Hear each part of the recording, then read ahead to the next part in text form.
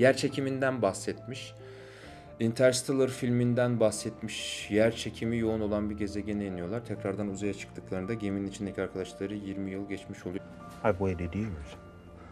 Yani yer çekimi zamanı yavaşlatıp hızlandırmıyor aslında. Bizim ona nereden baktığımız önemli. Yani biz kendi zaman algımızdan baktığımızda başka büyük kütleli bir gezegenin içindeki yer çekimi ile bizim zaman algımız farklı olabiliyor. Kütle çekimi. Bu da değişik bir konu. Hepimiz aslında yerin altına çekiliyoruz. Mesela bir apartmanın en üst katında yaşayan, en alt katında yaşayana göre daha erken yaşlanıyor. Tabii ki bunu çok küçük ölçekli hissedebiliyoruz ama bu da bir örnek. Yani yer çekimi dünyamız uzayı ve zamanı büküyor. Zamana dördüncü boyut diyorsak o boyutu tam olarak anlamış, algılayabilmiş değiliz. Sadece üç boyutlu varlıklarız. Her gezegende de zaman algısı farklı. Dünya dışında da izafi bir şey. Mesela Kur'an'da meleklerin ve ruhun 50 bin yıl olan bir günde yükselmesi diye bir şey var. Me'ariç suresinde yazılıdır bu. Dünya zamanıyla 50 bin yıl tutan ama onlara göre bir gün olan bir zamandan bahseder. Hatta şöyle denir, insan 100 yıl yaşıyor ama onların zamanında aslında 2-3 dakika kadar yaşamış oluyor. Peki acaba yani bu yazılanlar yoruma gerek kalmadan direkt anlattığını anlatıyorsa, peki bu melekler gibi ruh da onların gittiği yere gidiyorsa ve o gidilen yer 50 bin ışık yılı uzakta olabilir mi? Kutsal kitaplarda da bu zaman kavramından bahsedilir. Mesela Zebur'da, Mezmurlar kitabında vardır. Çünkü senin gözünden 1000 yıl bir gün gibi, geçmiş bir gün gibi, bir gece nöbeti gibi der yanlış hatırlamıyorsam. Diğer dinlerde de vardır. Sürekli izafi olan zamandan bahsedilir. Beden ve madde dünya zamanına mahkumken ruh aslında hep sonsuzluk ve ölümsüzlük diye anlatılan şeydir. Peki ya atıldığımız bu dünya bir hapis hayatıysa? Semavi dinlerde, kutsal kitaplara göre insanoğlu cennet denilen yerden kovuldu. Yasak elmayı yediği için. Kovulup da atıldığımız yer burasıysa ve bu hapis hayatına atıldığımız dünyadan kurtulmak için de iyi birer insan olmamız gerekiyor. Bu takdirde ancak ruhumuz belki de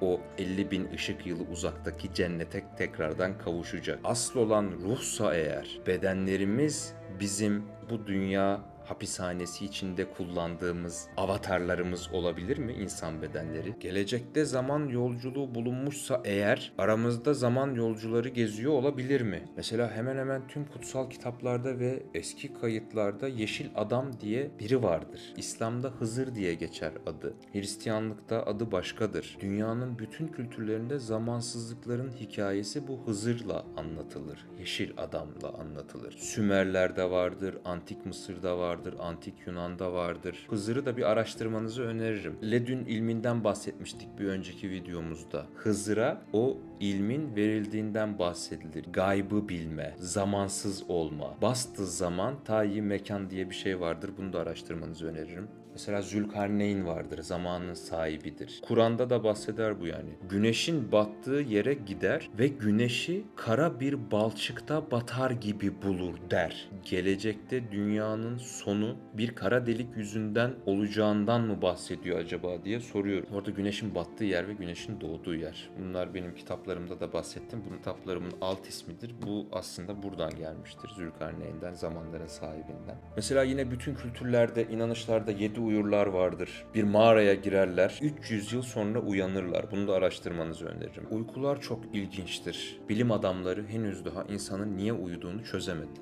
Rüyalarımızın bağımsız bir üretim gücü var. İnanılmaz. İstediği zamanı da istediği mekanı da yaratıyor bize. Yeni bir soru daha soruyorum. Yani hayatımızın çoğunu uyuyarak geçiyoruz. Acaba uyanmak için uyumuyoruz da uyumak için mi uyanığız diye bir beyin fırtınası daha yapayım size. Kafalar karıştı mı biraz? Yani aslında insan uyumak için var, uyanık olmak için değil. Mesela ben kendimden örnek vereyim. Çoğu şeyimi uykumda çözerim. Kararlarımı hep uykularımdan döndükten sonra vermişimdir. Uykumda karar verdiğim de olmuş. Hissettiğim şey uykunun içinde aslında daha ruhsal, daha kozmik ve bizim henüz daha çözemediğimiz bazı sırların saklı olduğunu düşünüyorum. Beden, ruh ve şuur projeksiyonu. Yani o bahsettiğimiz az önce bu dünyaya hapissek ve bu bedenleri kullanmak için buraya geldiysek, acaba o atıldığımız cenneti özümüzü mü rüyalarımızda görüyoruz?